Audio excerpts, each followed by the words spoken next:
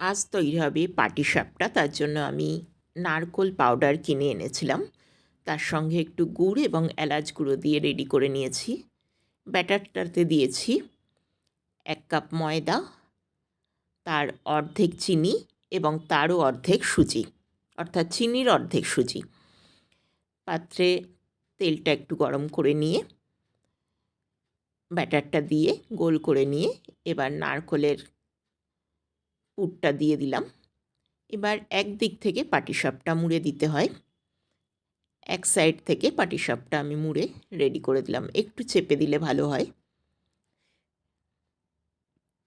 তৈরি হয়ে গেল দারুণ স্বাদের পাটিসাপটা। এই পাটিসাপটা অবশ্য আমি ব্যাটার গোলার সময় দুধ ব্যবহার করিনি, এটা জল দিয়ে বানিয়েছি, কিন্তু স্বাদ এর দারুণ হয়। আশা করি ভিডিওটা ভালো লাগবে।